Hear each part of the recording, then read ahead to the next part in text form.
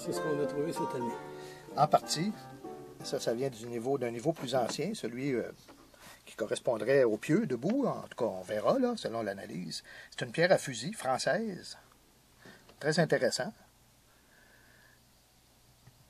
On en a seulement trouvé 2 et on les a trouvés cette année. Mais celle-là est vraiment dans le niveau ancien, là. Alors, avec les théories de Philippe, là, peut-être une cabane de chasseurs ou en tout cas une occupation beaucoup plus ancienne que le presbytère. Et là, on a une arme, une pierre qui a servi pour une arme, probablement, certainement un fusil, là. Ou un mousquet. En les années 1640, on était encore au mousquet. Pipe à fumer, qui a été très utilisée.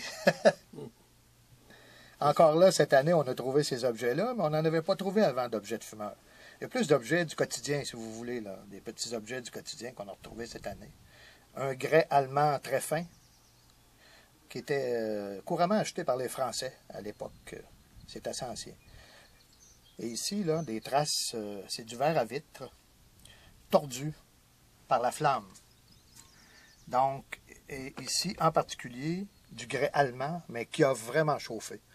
Donc, des signes de feu. Voilà, un signe d'incendie à un certain niveau.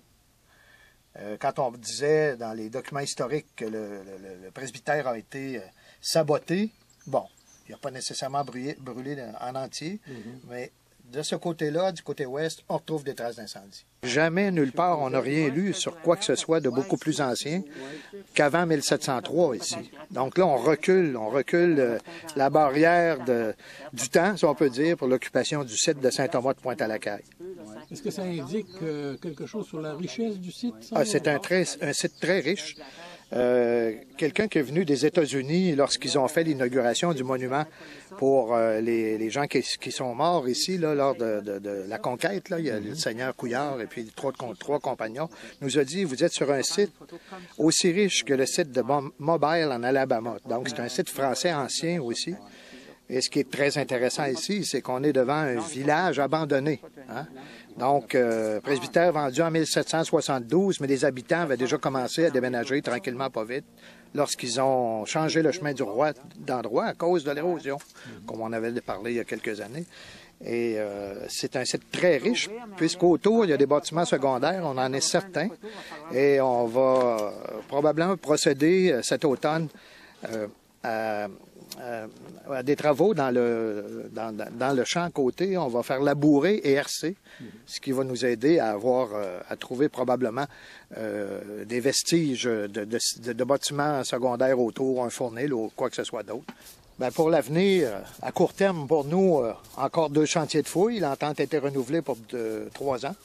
Et comme l'an passé, on n'a pas fouillé à cause de la mauvaise température, on revient sur le chantier pour encore 2 autres années après celle-ci. En ce qui concerne la mise en valeur, c'est bien certain qu'on parle de mise en valeur. Tout ça est encore un peu flou, on va dire. Le projet, en tout cas, l'idée était lancée de faire un parc des familles souches ici par le maire de Montmagny, ce qui est une très bonne idée. C'est un endroit exceptionnel, pas de fil électrique, on est dans la nature, un paysage absolument extraordinaire avec les Appalaches d'un côté, les Laurentides, le fleuve de l'autre. Une boucle de la piste cyclable doit passer ici, dans ce projet-là, si j'ai bien compris. Et puis, pour l'avenir lui-même, on espère toujours avoir un centre d'archéologie régional à Montmagny. C'est une proposition que nous, on a faite, qui serait mis en lien avec tous ces vestiges qu'on retrouve ici. Et puis aussi que cette offre devienne touristique, mais en même temps, en respectant le lieu et l'histoire des lieux. Et puis, qu'en même temps, ce soit quelque chose qui puisse être pédagogique en même temps que plaisant. Je vous le dis comme ça, pourquoi quand on parle d'offres touristiques particulières ou intéressantes ou très particulières à une région ou à une ville, je verrais très bien en forfait, par exemple, avec des hôteliers de la région, qu'on puisse offrir ici un site d'archéologie ouvert au public. C'est-à-dire que les gens pourraient manger des produits régionaux, visiter la région et pourquoi pas venir passer une demi-journée de fouilles archéologiques ici sur le site. Donc, c'est ce que je crois que ça pourrait être mis en valeur. Il y a beaucoup d'endroits où on fait des fouilles ouvertes au public. Je prends le Parc des Braves à Québec, où Philippe est archéologue en chef. On fait des fouilles ouvertes au public, une demi-journée pour des équipes de 2 personnes.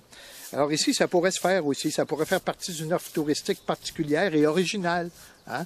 Je pense qu'il n'y a aucun endroit ailleurs où on offre ça dans un forfait touristique, venir faire des fouilles archéologiques. Là. Donc, on va s'asseoir avec Patrick Morancy, responsable de la culture à la ville de Montmagny. Et puis, on va discuter de tout ça. On va faire un bilan, un vrai bilan. On va voir où on en est rendu, qu'est-ce qu'on prévoit, qu'est-ce qu'on entend pour l'avenir, qu'est-ce qui va arriver pour l'avenir.